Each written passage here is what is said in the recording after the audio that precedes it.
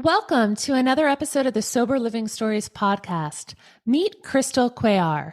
Today we're going to learn how she arrived at the decision to live a faith-based life without alcohol. We'll discuss her turning point, challenges, and most importantly, her solutions to how to break free. Stay until the end to learn how she supports Christian women in embracing an alcohol-free lifestyle to unlock their true potential. Welcome, Crystal. Welcome to the show. Thank you so much. I'm so excited to be here. Yeah, so I'm excited to get into this. You're going to be talking about your experience. So just take us as far back as you can remember or would like to share, and just take us through your story and about how you made a change.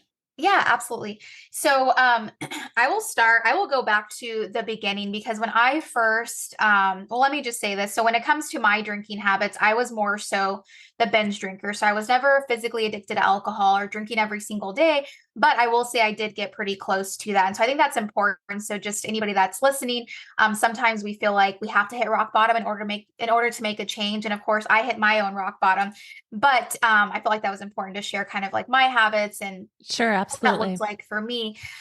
So I'll go back to when I had my first drink. So I actually had my first drink when I was 15, and I was always just the shy girl, right? I had plenty of friends, things like that, but I was always just the shy girl. And so I remember the first time that alcohol was offered to me, I remember it was vodka, and I was like, okay, I'll take a shot. And I remember as soon as I took that shot, I felt just like this warm feeling, and I had like this liquid courage, right?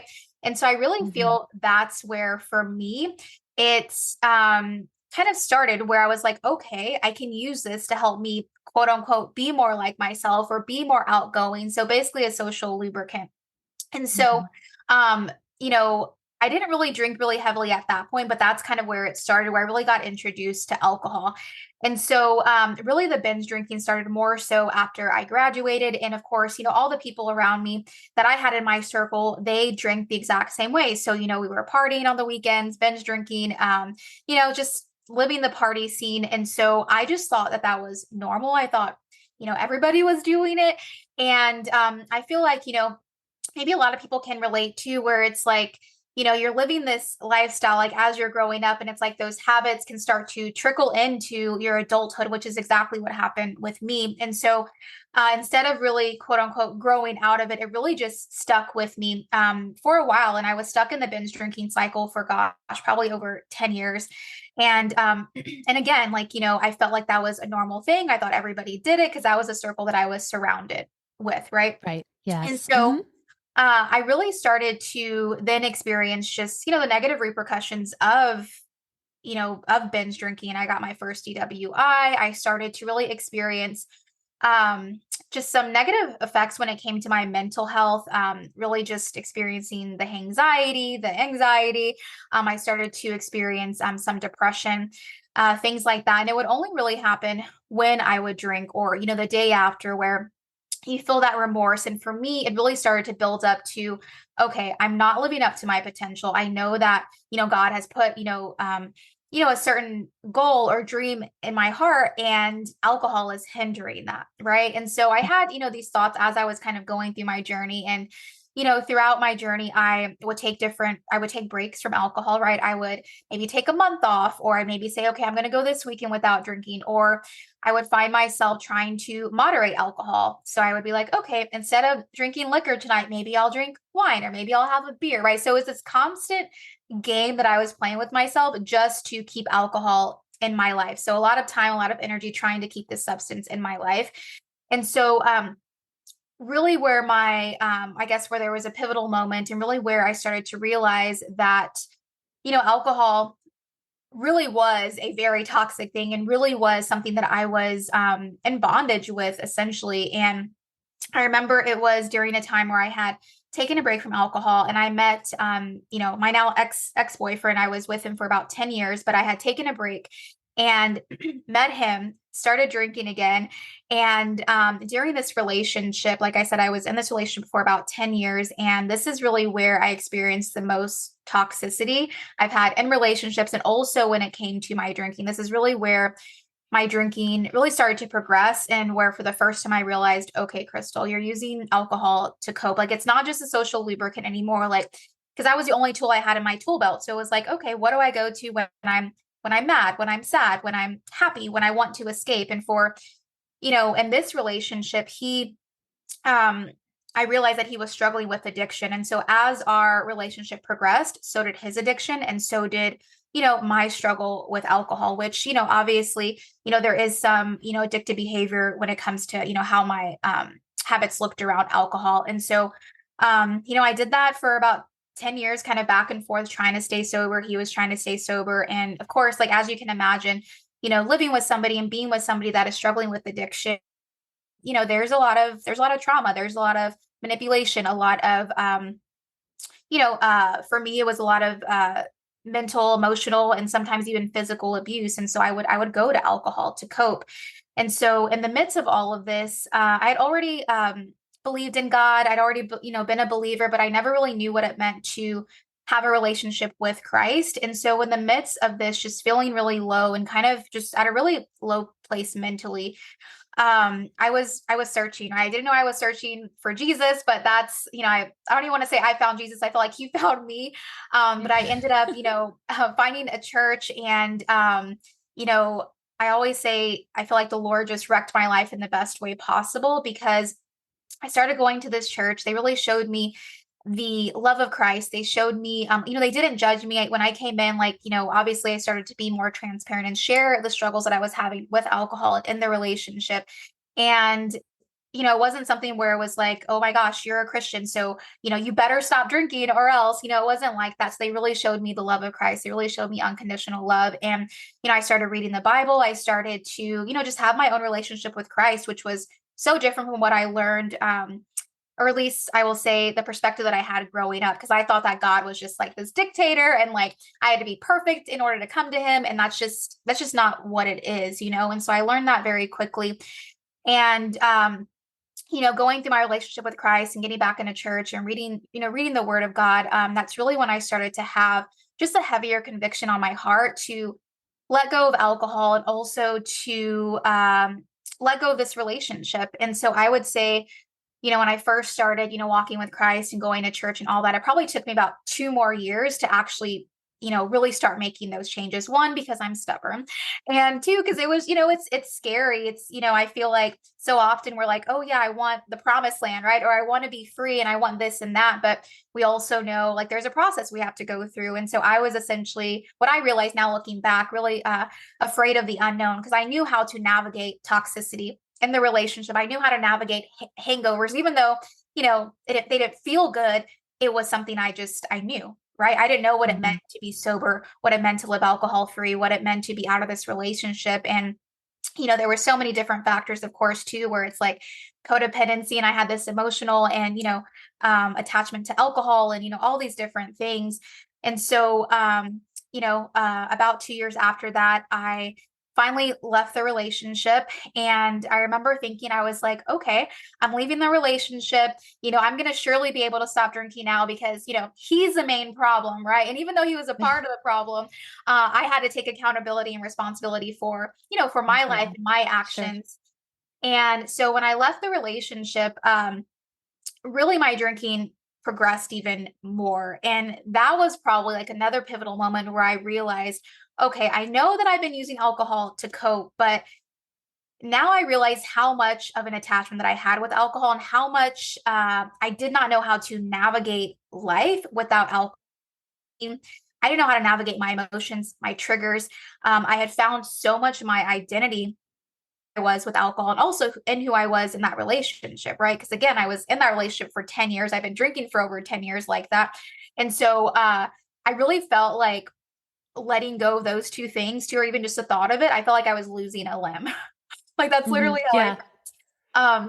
and so I started drinking even more. And it was probably for about, I would say like about a few weeks after I left the relationship. And I remember there was one night I went out drinking, binge drinking, woke up the next morning with the anxiety, with the depression, with feeling like I just knew I was living under my potential. And I remember I sat on my apartment floor and I was looking out the window. And for the first time in my life, I felt like I was losing control when it came to alcohol, which if there was, a hidden camera of my life, you'd probably be like, Crystal, didn't you see all the other signs? But this was literally the first time Right. where just had this thought where it was like, okay, if I don't stop drinking now, I am going to become an everyday drinker. And, probably because I had already dabbled too in like other drugs in the past and so forth. So I knew it was only going to progress because it was already getting really bad where, again, I wasn't an everyday drinker yet, but it was the days that I was actually sober became less and less, right? I could only go like 3 or 4 days without drinking. And it wasn't even because of the physical need, but it was just because I didn't know how to navigate those feelings, right? It's like even when I was in Right. my hangover, I was still kind of numb in a way, right? I still wasn't fully like here and present. And once that left, I was like, okay, I want to go drink again. And so that was a really pivotal moment for me where I realized, okay, I need to stop now. And that's really essentially where I drew a line in the sand. And like I shared, my church at that time was, really small church, and they knew what was going on. I reached out to them and I was like, hey, I need help. I need accountability. And so they helped me stay accountable. I also hired a sober coach for a short amount of time. And then I hired a Christian therapist because I was like, clearly what I am doing is not working. So I was like, let's just cover all of my bases and, Mhm.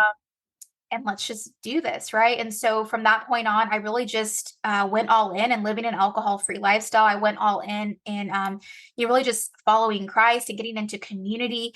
And yeah, just started to learn how to really, again, like navigate those emotions, navigate those triggers. And I mean, essentially what I did was create a whole new lifestyle, right? Create a whole new life. Yeah. Yeah, exactly. And I know for me, what really helped me too was just shifting my mindset around it too. I think so often when we think of not drinking or even just stopping, a bad habit in general, it's like, okay, I have to stop doing this. And so my mindset was like, okay, I need to count the days. I need to, not drink. And I really had to shift my mindset to, okay, well, what can I focus on instead of going to alcohol, right? I love working out. I love doing this. I was already a coach at that time, but in health and wellness.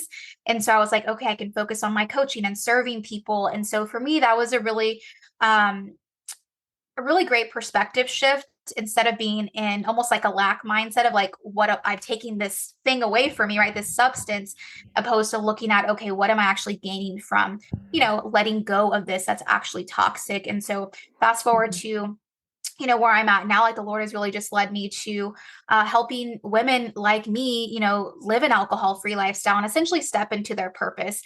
Because I know for me, this was what I see looking back now is really just has really just been preparation for my purpose, right? Like just Mhm. really stripping away the counterfeit identities, just really stripping away just what was never really meant for me. And that was really heavy. And now I'm able to walk women through this journey and showing them the foundations of living an alcohol free lifestyle.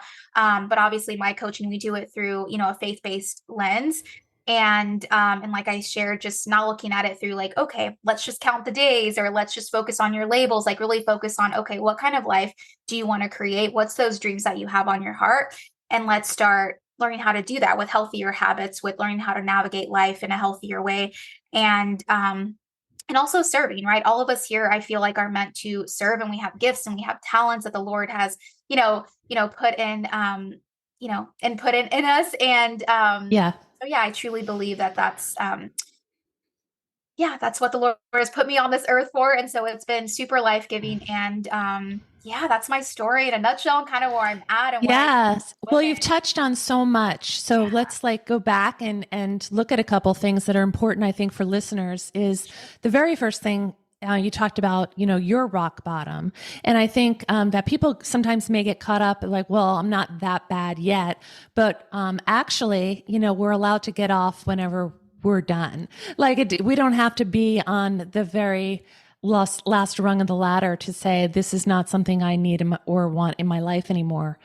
So you can be a highly functioning person who is drinking alcohol habitually and going to work every day, but your life is staying still, and you can get off then. So I think that was really important to bring up is that you can stop wherever you are if you notice that it's having a negative impact. Yeah, absolutely. And I think, that was definitely I want to say a lie that I was believing, that I had to, it was almost like I would tell myself, okay, well, it's not that bad yet. It's that bad, then I'll make a change. Right. And like you said, it's like we can make a change anytime we want. Right. And I feel Yeah. like a lot of the times we just believe this lie that we have to be in this horrible place or that it has to just be a certain way in order for us to make change. But really, it could just be something as simple as, you know what, like I'm feeling this tugging on my heart that I can do better and I want to be better. Why not start now? Right? I Yeah. mean, and that can go for Yeah. any. And you talked about, it was like losing a limb, or that's what you Mhm. went to for 10 plus years. So fear of change is so big.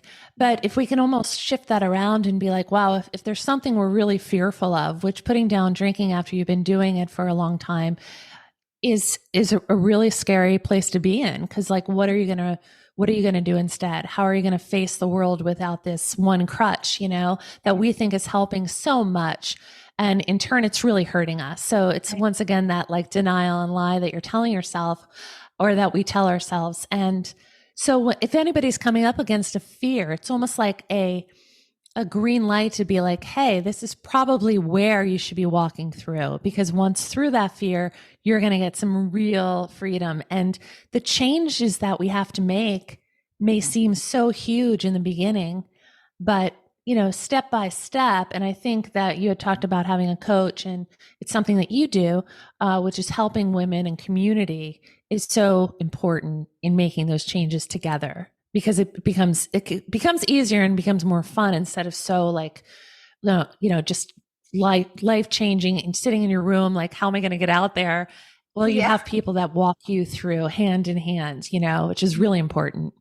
Yeah, absolutely. And, and I do feel like just going through this work and obviously working with my clients, like a lot of this work, while it is, very practical and, it's the life skills and all of that, it's really important that we, really reflect on the lens that we are looking through, right? Even just as we were talking about how the fear of the unknown and fear of what it's going to look like being sober, and how, our brain can play tricks on us, right? And one thing that I really um, like to share with my clients is looking at like how you're actually seeing freedom and if that actually is true, right? Because in our brains, when we're stuck in that cycle, it's like, okay, alcohol is freedom, right? Alcohol is giving me this relief of anxiety or relief of maybe, depression for a little bit, or, that escape like I was, using it for. But really, if we take a step back and allow ourselves just to take a few minutes, it's like, is that actually freedom? And do you want that to be your freedom? Because essentially Yeah. it's not, right, because you have that, it's almost like I just get a vision of just like a chain, right? So you Right. only Right. have so much freedom. And it's like once you break that bondage and actually look through the correct lens of freedom,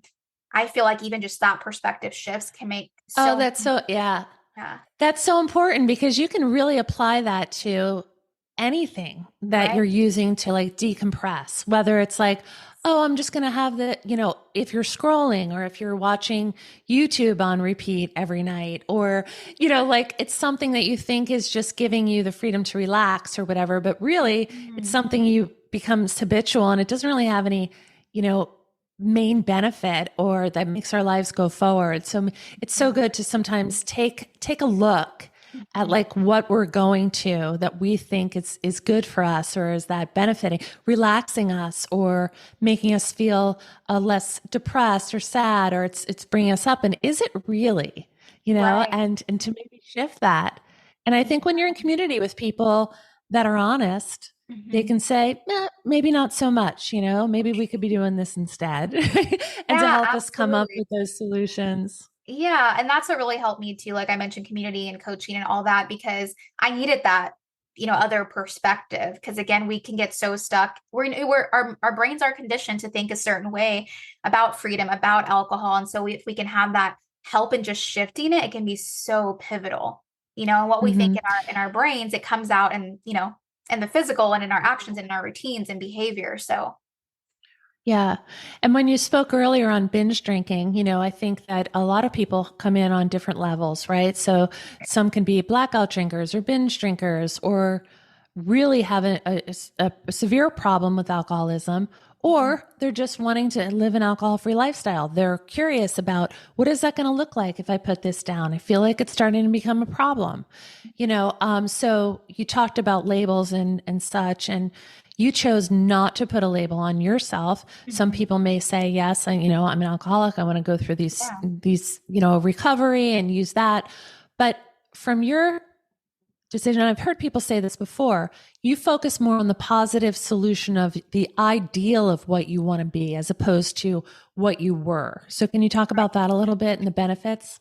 Yeah, definitely. I mean, again, I think it goes back to that perspective shift. And really what comes to mind is just, and I'm going to go to the, the word of God where it says that we are a new creation. And that's really what helped me, is just reminding myself, okay, I am a new creation, so I can operate as such, right? Yes, I have a past. Yes, I've done X, Y, Z. And, and maybe even if I, did consider myself an alcoholic, okay, awesome. But that doesn't mean that's the identity that I have to carry on for the rest of my life, right? I can still do the maintenance. I can still do what it takes to live this fruitful, life, live this alcohol-free lifestyle. But I think, it's really important. And what I've seen that's been so pivotal, even for my clients, is really just breaking that identity, because that's not who anybody really is, right? We're more than our habits, we're more than the labels that we put on ourselves. And even if you do resonate with being an alcoholic or whatever that may be, that's totally fine, because everybody is so different, and whatever helps you move forward or helps you, because sometimes it is helpful for people to put a label on. It's kind of like when we go to the doctor, it's like, okay, I have this thing that's going on. We have a label for it. Then we can find a solution for it, right? So that's totally fine. But I do think there has to be a separation at some capacity so that we can fully step into this new life, step into this new creation that God has, created us to be. And I feel like Yeah. that also helps us just, just remove that heaviness, right? Like, I don't think we need Mm-hmm. to carry everything that we've gone through or the past with us, because there's just such Right. a whole new life, after Mm-hmm. sobriety. And, there's just so much more to live for. Yeah, and what was important, and I think really great that you said is you said like he wrecked your life. Like, Yeah. sometimes for listeners that think, well, I'm too far gone, or I don't have a relationship with God, and I don't know how to pray, or I don't know how to do these things to get myself out of this hole. Yeah. It's like I don't think anybody did, and I believe that sometimes we get broken and leveled so that we can look at life from a completely different view because we have to, because that's where we are. And then we can restore and reconcile and rebuild. And, getting around the right people and being open to that change, I think the help comes in, the spiritual help comes in naturally. And it's quite like mind blowing for a lot of people. Like as you speak about your faith, your face like completely lights up, like it's a full Right. smile.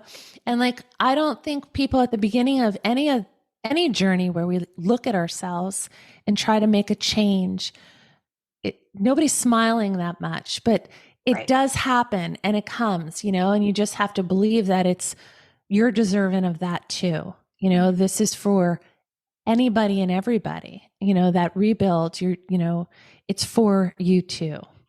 Yeah, absolutely. And I love that you touched on that point too, because yeah, it's not rainbows and butterflies.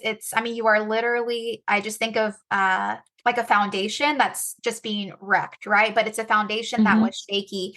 And for me, like as I see it, is like the Lord just kind of, he filled in the gaps in my foundation, but there is going Yeah. to require a breaking for a breakthrough so we can have that solid foundation, and Mm-hmm. again then build that life from there. But yeah, I mean, I'll be the first to say it was not easy. It was very Yeah. challenging, and there were many days where I just, wanted to give up, and it wasn't necessarily always going to alcohol at that point, but it was just the emotional things that we just bury down, right? And so that can be tough, and I never want that to deter anybody, but I love just being real, and and that's why it's Yeah. important, like we've been talking about here, community, mentorship, whatever that looks like. Even if it's just one person that can just get you, that just understands, that's going to be Mm-hmm. so helpful, because I don't think anybody that's living an alcohol-free lifestyle, sober lifestyle, I've never met anybody that hasn't had help at some capacity. So Sure. yeah, so important. Yeah. It reminds me, there was this woman once that I met at the very, very beginning of my journey on my rebuild. And she told me, like, picture yourself as a house. What do you see? And I Mm, was like, the steps are cracked, the doors hanging off the hinges, and there is a lot of broken glass. And mm, she said, okay, now picture it this: the steps are fixed, all the windows are in place. And now, if you begin today, you get to just decorate each room for the rest of your life. Like the whole Oh, thing, I she love just that. was picturing, and she couldn't, like, she said it a lot better, but she was trying to show me, like, this is the rebuild and it is incredible, and there is so much for you in store. And I couldn't see it at the time, but I never forgot what she said. And I found that to be very true. It's Yep. like, we come in as we are, but then we decide to make a change, and it's completely possible. Absolutely. Oh gosh, I love that so much. Yeah. So good. I Yeah, love so we come the whole it's example it's of the funny that, house. we come across people who say things or come in for a season to speak into our life and help us really make a change, whether it's a sentence. Is Mhm. there anyone that said anything to you that you can recall that Yeah. made you pay attention? Yeah, I mean, honestly, for me, it really was the like a big perspective shift from my pastor's wife. I'm from the church that I, had started going to. And I remember one day we were talking about, just the struggle with alcohol. And I just started my alcohol-free journey. And, I was just kind of struggling, because I was in the mindset of like, I have to stop drinking. And so she just told me, and something very simple, but it made the difference for me. And she just said, well, what if, instead of drinking, what if you just do something else, right? Maybe it's not, just focusing on not drinking or not doing this. Like, what can you do now that you're not drinking, right? And again, so simple, but that Hmm. made the biggest difference for me. And that's when I started to focus more on life giving things and realized, okay, like one, I do have the choice to drink or not, right? But I get to make that decision. So yeah, Correct. maybe it's like, okay, I can't drink, but technically I can, right? And so I think that's something too that really helped me because I think sometimes when we're struggling with alcohol or whatever substance, we have in our brains, oh yeah, I can't, which may be true, but I feel like that also takes the power away from us. So she really encouraged me that I have the power to choose, and that making that perspective shift of instead of I can't do this to actually I can do Hmm. this because I'm not doing that. Hmm. Yeah.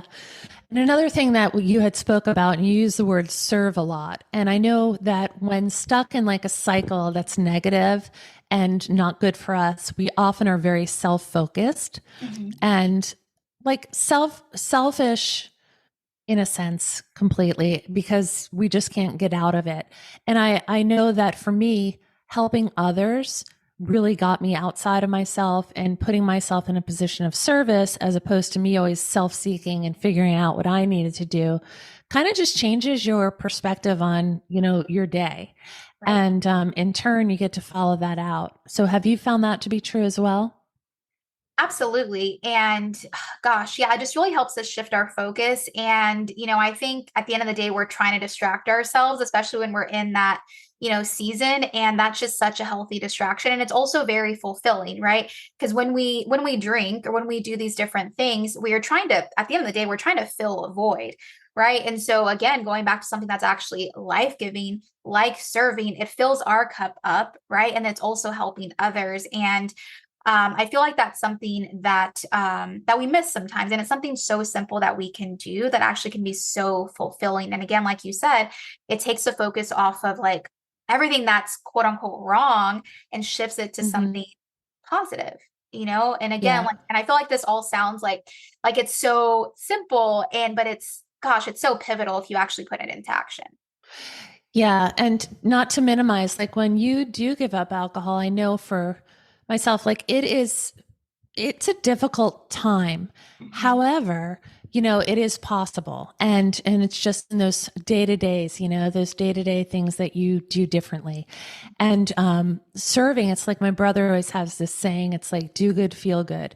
And so a lot of times we're leveled when we're living in a lifestyle that doesn't serve us. Like, so our confidence is leveled, our capability and our feeling that we're able to achieve anything is diminished. Like everything's kind of taken away.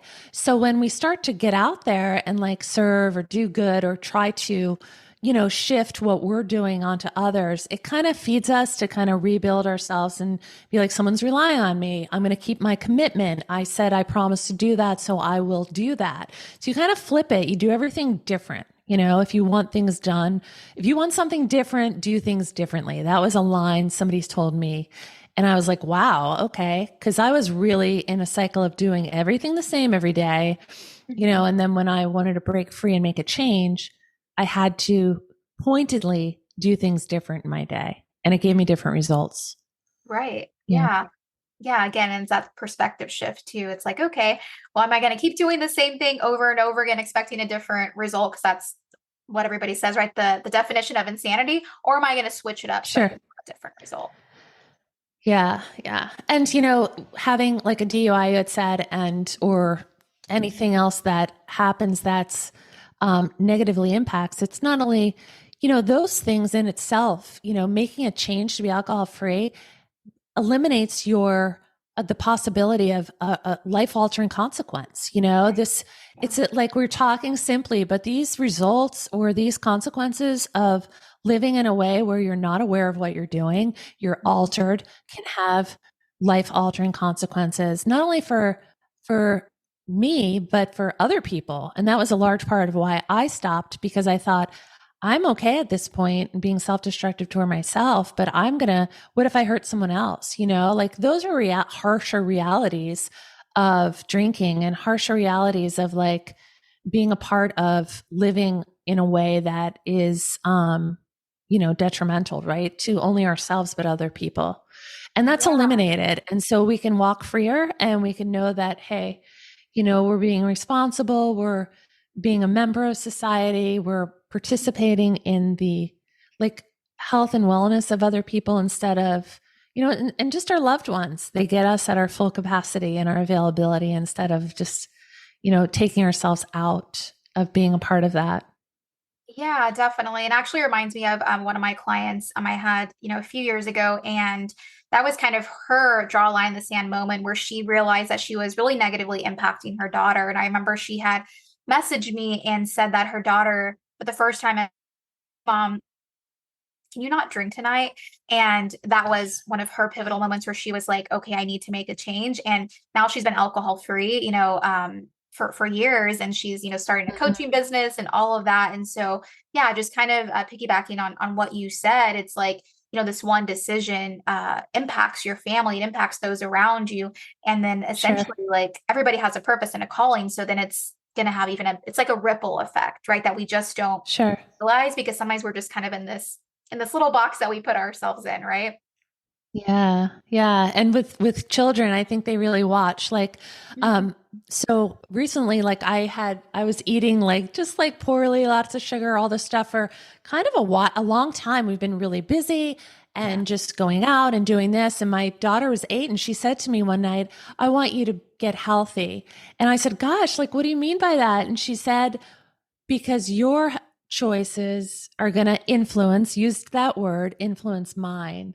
And I Oh, was like, wow. wow, here I had been wanting to make a change for so long, but Yeah. hearing it from her, Mhm. knowing that I was her example, and I committed to that. So May 1st, I went sugar free, dairy free, and Yeah. I lost 30 pounds, and I just changed it. Wow. And I started to get like the energy came back, everything. And, it's that example we're giving. Like you have to think, gosh, what kind of examples are we giving? Right. Mhm. And what a blessing that she was that night. It was like divine intervention through her little voice. Like I couldn't Yeah. hear it from anyone else, but for her, Right. I'll change my whole world. So she really I love that. prompted me to make a change in myself, like Mhm.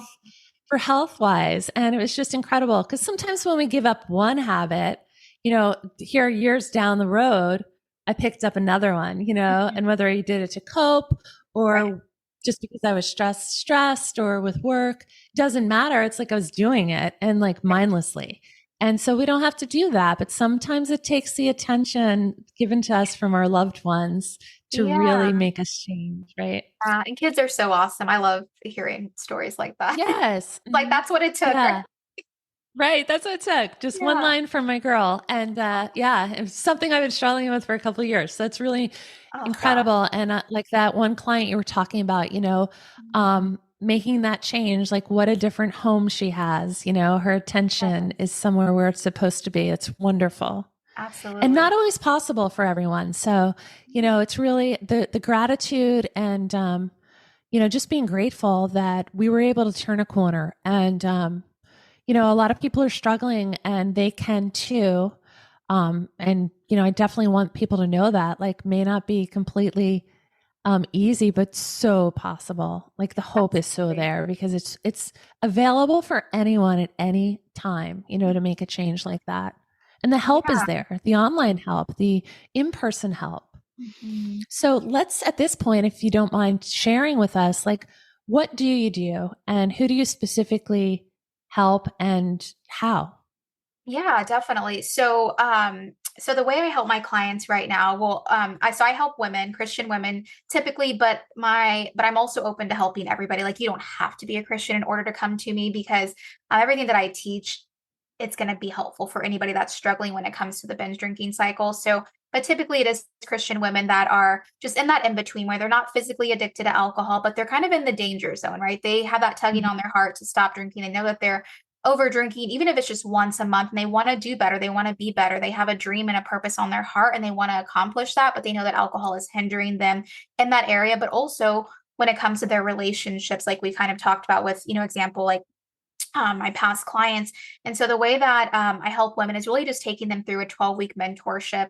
And I essentially just help them build the foundation of living an alcohol-free lifestyle. So like we talked about a lot today, and navigating emotions and triggers and really having perspective shifts, and in between that, just really holding them accountable. So I'm really big on just being really present with my clients and having a lot of touch points, especially at the beginning, so they have the accountability and life support that they need when they are having those triggers, or struggling, or whatever that may be. And of course I do it through a faith-based lens, so it's really paired with faith, and then also very practical life skills that I teach them, just to really build that foundation. I will say most of my clients will work with me probably more than 3 months. Typically, they work with me from 6 months to a year, sometimes even 2 years, just because there's so much more to build after that, right? And so that's essentially how I help women, and it's really simple. We have Zoom calls, we get in Telegram and just kind of chat back and forth, and it's really a lot of that live coaching and mentorship. I would say if there was like a first step that I would tell anybody is to really would really be to join my free community that I have on Facebook. I have a lot of free content in there, just to kind of get started, get a feel of how I coach, and also just get some free resources. And I'm also very present on TikTok. There's tons of content there as well. So I think that's a really great Mhm. place to start. And then I know you're going to link my website as well if anybody wants to Yeah, learn I'll more. put Or actually all of that in the show notes. perfect. If anyone wants to reach out to Crystal and join her free community, that's a Yes. great step. So what name are you under for your Facebook community Mhm. group? The Facebook community group is called the Kingdom, or it's called Kingdom Alliance Community. Okay, Yeah. Kingdom Alliance Community, Mhm. and also TikTok. Yes. Yes. Okay, Yeah. okay, and what name is that under? That's just under my first and last name. Okay, Yeah. great. Do you have anything you can say to anyone listening that is fearful of making that change? I heard a long time ago that like spirituality is the process of removal, not addition. And so Mm. we talked about like filling it up with alcohol, filling it up with binging or whatever. And, once we remove that, it's scary. It's like, wow, now what? How am I going to face the world? What am I going to do to cope? And so, what would be like a first step for a first day or second day when you're just putting it down and Mhm. you're just deciding to go about your day? Like, what could you tell them? Mhm. Yeah, I would say, when we're making what we essentially know is, a life change, I think sometimes we look at the big picture, right? And we get overwhelmed, we Mhm. have anxiety. And so one thing that I would say that was really helpful for me, that's really helpful for my clients, is really just taking it one step at a time and one day at a time. I know we hear that all the time, right? It's like one day at a time. But I really truly believe that, instead of looking at, the big picture, or thinking, oh my gosh, I'm going to have to stop drinking for the rest of my life, just really taking it just one bite at a time. And really just having some sort of accountability and mentorship where you can just really just at least have a sounding board, right? Especially Mhm. at the beginning, whatever that looks like, whether that's, something at your church, or whether it's, a coach like me, whatever that looks like. But that's what I would say that I would say for the beginning, as far as like day one, to have that accountability and to really go in with the mindset of, what, like, I'm just going to take it one day at a time, just one bite at a time, and Mhm. just let things unfold, like Yeah. build on that foundation. Okay. Great.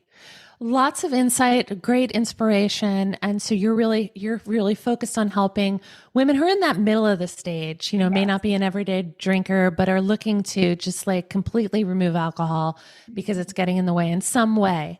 And you can walk them through it. So I really appreciate you coming on here, sharing what you do. And not only that, but having the courage to share your personal story so that others can come forward and share theirs.